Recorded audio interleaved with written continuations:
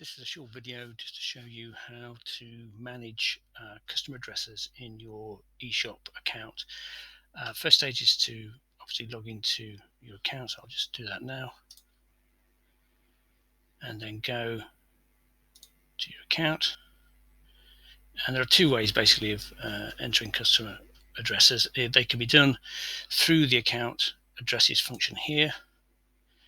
You're seeing there your account details for the overall account, your invoicing address, and then any saved customer address details that you've already entered. These will be listed in a continuous list down there, and you can add additional addresses from this point. So you don't have to be in the ordering shopping basket to add an address at that point. You can add them here.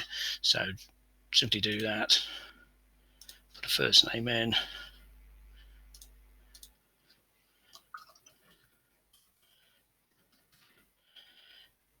Email, just default one because it's a test account. And then if you've got the postal code, hopefully there is a search within here. It will keep obviously previous postal codes that you've entered in there, but if you have your postal code, it's very simple and normally fairly accurate. So if I just put that in there, find the address, it'll come up with hopefully a selection of one, which in this case is the United States Embassy. And it'll populate that. You can obviously add additional details in here and a contact number if you want to put that in there. But if you're happy with that, let's hit save. That, and that's entered it. So that's probably the simplest way of entering additional addresses without being in an order. If you're entering an order and it's got a ship to address that isn't in the system,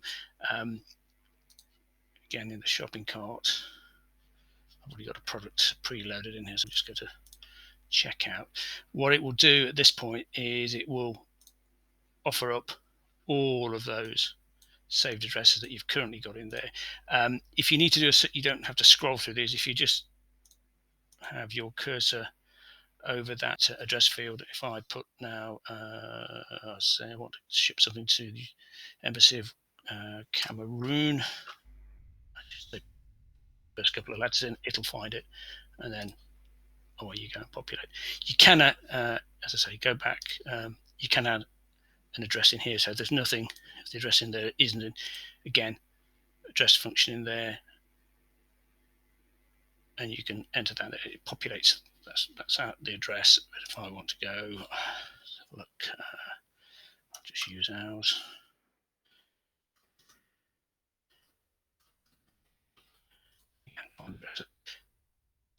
Postal code is probably the easiest way. So if you've got a postal code, the search engine behind it is pretty accurate, and it's got most of the data, so it cuts down a lot of typing for you. And that's really it.